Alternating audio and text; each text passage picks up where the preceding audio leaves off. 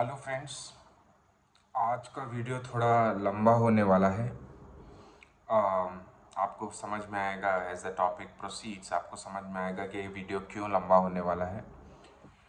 दोस्तों, हवा जो वायु है उसे हम अलग अलग पर्पस के लिए यूज़ कर सकते हैं। कपड़े सुखाने के लिए यूज़ कर सकते हैं, विंड मिल को जो है चलाने के लिए यूज़ कर सकते हैं।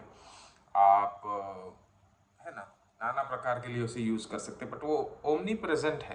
Air is present everywhere. वैसे ही कुछ spirit entities, they are present in the air, and you can you know get your work done from them, and in return you have to offer something. They work very beautifully for you.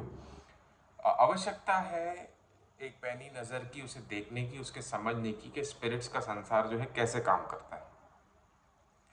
आज आपको मैं एक ऐसे विचित्र spirit entity की बात करने जा रहा हूँ। उनका नाम है गुलाब राय। स्पिरिट गुलाब राय, या दादा गुलाब राय भी इसे इन्हें कह सकते हैं।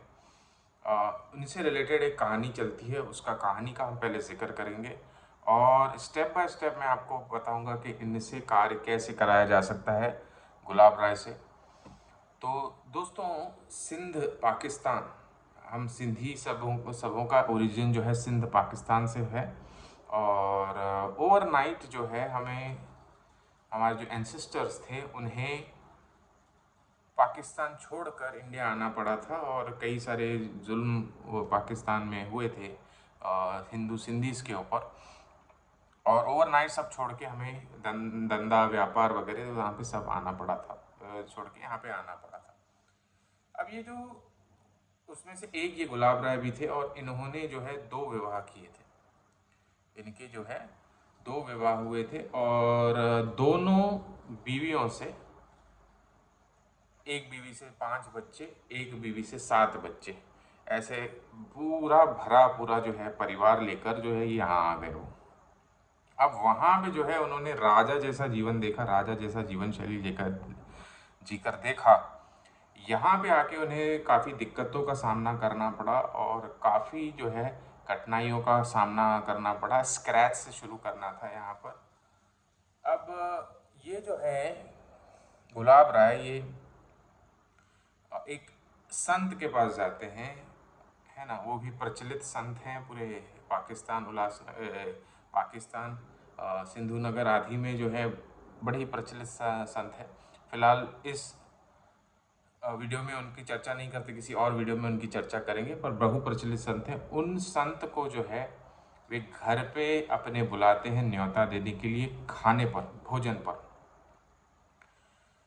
अब ये जो संत हैं, इनसे पहले पूछा जाता है कि कितने लोग आने वाले हैं, तो ये कहते हैं कि मेरे साथ मैं और मेरा एक सेवक, यानी हम 2 जन आएंगे। और कुछ होता है, ये है कि भोजन पर, जब भोजन का समय आता है तो कुल 20 जन आते, 20 जन। और ये देखकर गुलाब राय जो है परेशान हो जाते हैं, और वो उन्हें पूछते हैं कि अभी इसका मार्ग आप ही बताइए कि हमने जो भोजन की व्यवस्था है वो तो 2 जन की है, अब 20 जन ना खाना खाने आ गए हैं, तो क्या किया जाए। अब उनके, ये जो संत हैं, उनके गले में एक अपने इष्ट का लॉकेट पहना हुआ था।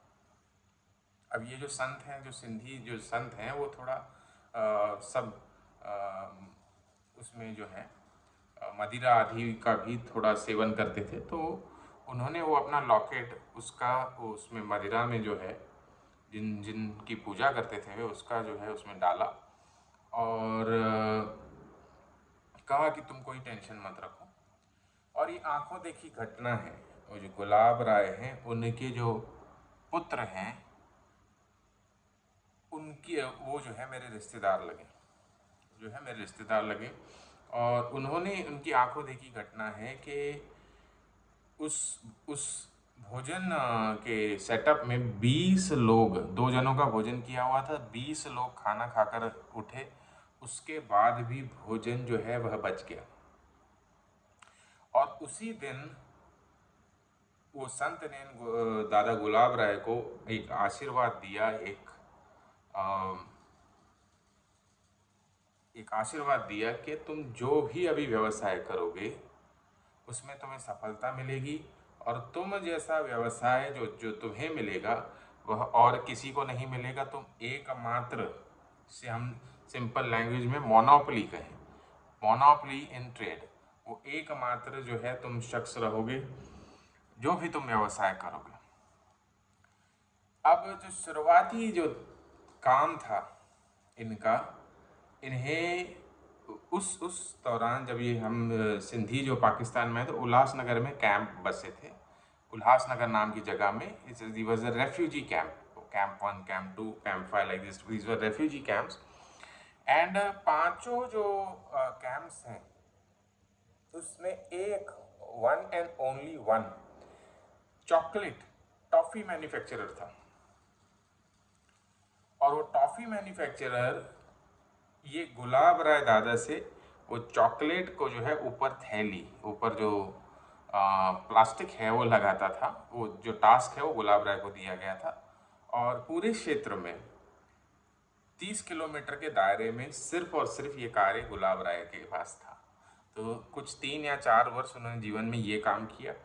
उसके बाद उन्होंने एक पकौड़े बेचने का काम किया। वह भी ऐसा काम था कि उनके पास जो है भीड़ लगती थी, लाइन लगती थी। वो पूरे क्षेत्र में 10-12 किलोमीटर के रेडियस में सिर्फ इनके पास जो है वह चीज़ थी, और उस समय लोग इनके पास नाश्ता पाने आते थे। बढ़ते हैं आगे, फिर ये आगे चल के आए टेक्सटाइल बिजनेस में इनके। अब जैसे मैंने आपको वीडियो की शुरुआत में जिक्र किया कि 2 पत्नियां, उनसे बच्चे। ओके, तो अब ये जो दूसरी पत्नी से, उनका नाम था नंदम्मा, उनसे जो बच्चे हैं वो मेरे रिश्तेदार लगे। उनकी भी तीसरी चौथी पीढ़ी मतलब शुरू हो चुकी है। तो ये 2 बच्चे जो नंदम्मा से जो 2 बच्चे हैं, इन्होंने टेक्सटाइल का काम आगे बढ़ाया। इन्होंने टेक्सटाइल वेंचर शुरू किया, और उसमें इन्हें कुछ ऐसे आइटम्स मिले जो जिनकी मोनोपोली ट्रेड इनको मिल गई। उल्लासनगर